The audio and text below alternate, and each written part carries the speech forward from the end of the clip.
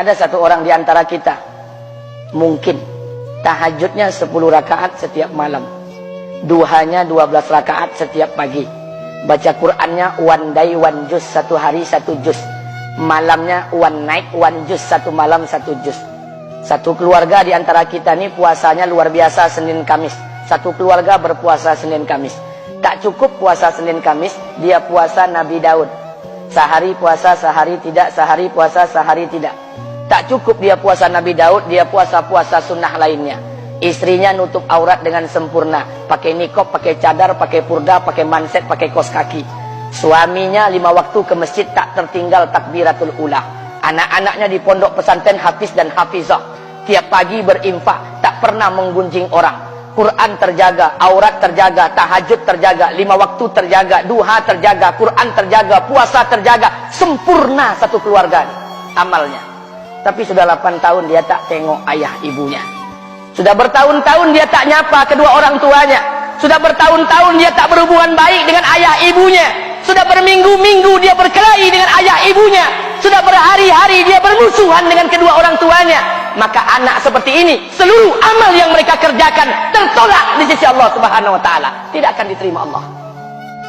Sebaliknya, kalau ada di antara kita hari ini yang pandai melayani ayah ibunya, tidak ada uang ayah ibu dia kasih uang, tak ada rumah ayah ibu dia buatkan rumah, sakit ayah ibu dia bawa ke rumah sakit, dirawat ayah ibunya dia jaga, kotoran ayah ibunya dia bersihkan pakai tangannya sendiri. Ada di antara kita hari ini yang membersihkan kotoran ayah ibunya lebih dia nikmati daripada makanan yang ia sukai. Begitu luar biasanya dia melayani ayah ibunya. Tapi dia tinggalkan sholat, dia injak-injak perintah Allah, dia tinggalkan perintah Allah dengan mutlak. Maka kebaikan satu orang anak ini kepada ayah ibunya seluruhnya tidak diterima Allah Subhanahu wa taala.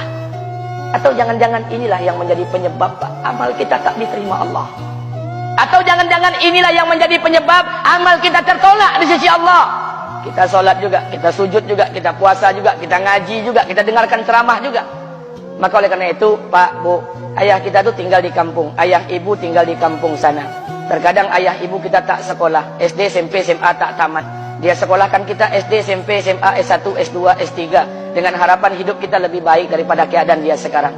Tapi apa yang membuat kita jarang untuk menjenguk mereka? Saya ingin sampaikan buat kita bersama. Ayah ibu kita tak tahu kita ni eselon 1, eselon 2, Pak. Ayah ibu kita tak tahu pangkat PNS kita 3A, 3B, 3C, 3D, 4A, 4B, 4C, 4D.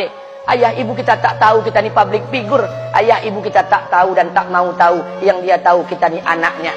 Ayah ibu kita tak tahu kita punya sawit berapa. Ayah ibu kita tak butuh mobil kita. Dia tak butuh rumah kita. Tapi yang dia butuhkan kita.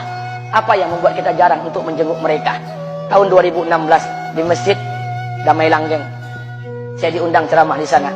Habis pulang ceramah, saya baca WA SMS. Ada seorang ustadz Pekanbaru kirimkan WA dengan saya.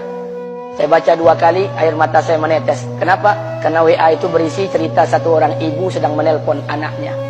Ibunya nelpon anaknya. Assalamualaikum nak. Waalaikumsalam, kata anaknya. Kata ibunya, nak, sudah 1 bulan kau tak tengok ibu. Apa yang membuat engkau berhalangan, nak? Apakah kau sibuk dengan pekerjaanmu? Minggu yang kedua ibunya telepon lagi. Assalamualaikum nak, kata anaknya. Waalaikumsalam. Kata ibunya, nak, ibu dapat kabar apa engkau baru beli mobil baru. Apa betul nak? Kata anaknya, betul bu. Kata ibunya, alhamdulillah nak, ibu bangga kau pandai menyenangkan hati anak istrimu. Minggu yang ketiga ibunya telepon lagi. Assalamualaikum nak, kata anaknya. Waalaikumsalam. Kata ibunya, nak, ibu dapat kabar bahwa engkau baru beli rumah baru. Apa betul nak? Kata anaknya, betul bu. Kata ibunya, alhamdulillah nak, ibu senang kau bertanggung jawab dengan anak istrimu. Minggu yang keempat ibunya telepon lagi. Assalamualaikum nak. Waalaikumsalam. Kata ibunya, nak, tadi ibu pergi ke pasar, ibu jumpa temanmu di pasar. Kata temanmu di pasar, temanmu banyak bercerita tentang kamu. Kata temanmu tadi, kamu baru beli anak anjing seharga 40 juta dari negeri Belanda. Apa betul nak? Kata anaknya, betul. Kata ibunya, nak, dengarkan pesan ibu untuk terakhir kalinya. Apa pesan ibunya?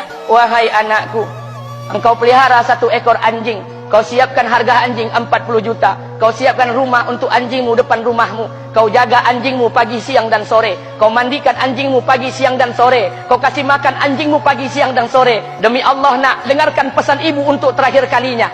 Apa kata ibunya? Demi Allah nak, demi Allah, Kalau seandainya Allah menciptakan ibu, kalau seandainya Allah menciptakan ibu untuk yang kedua kali di muka bumi ini nak, demi Allah, ibu tak ingin terlahir sebagai manusia. Ibu ingin lahir sebagai seekor anjing, biar berada depan rumahmu dan melihat wajahmu setiap hari.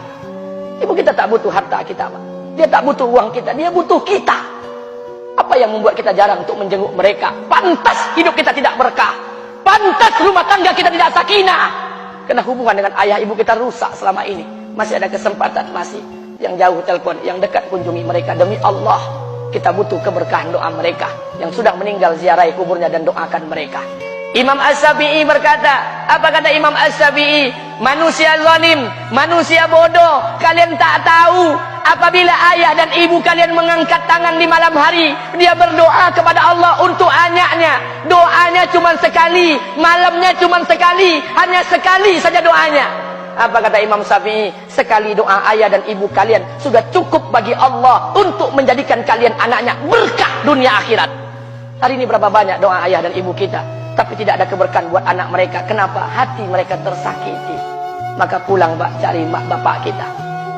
Kita punya rumah hari ini, Bu, kita punya rumah, punya harta, punya uang, punya pekerjaan, punya kekayaan, punya sawit.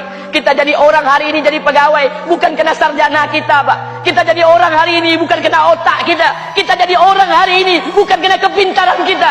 Kita jadi orang hari ini jangan-jangan kena keberkahan doa ayah dan ibu kita yang tak pandai tulis baca di kampung sana.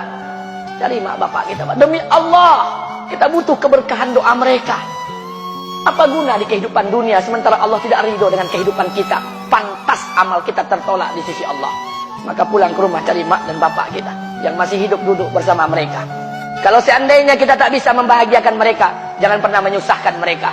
Kalau seandainya kita tak bisa membuat mereka tertawa, jangan pernah membuat mereka menangis. Demi Allah, kita hanya punya satu ayah kandung, kita hanya punya satu ibu kandung. Tidak akan ada ayah kandung yang kedua, tidak akan ada ibu kandung yang kedua. Harta kita cuma satu, ayah kita cuma satu, ibu kita cuma satu. Tidak akan ada ayah kandung yang kedua, tidak akan ada ibu kandung yang kedua. Pangkat jabatan bisa dicari, harta bisa diraih. Kesempatan membahagiakan ayah dan ibu kita hanya sekali di kehidupan dunia ini, Pak. Pulanglah. Ketika mereka memanggil, tinggalkan istri, tinggalkan pekerjaan, tinggalkan semua proyek kita. Demi Allah, datangi mereka. Kata Nabi, sesaat kalian duduk bersama ayah dan ibu kalian akan mendatangkan keberkahan. Kenapa kalian tidak duduk bersama mereka? Jangan-jangan inilah yang menjadi penyebab amal-amal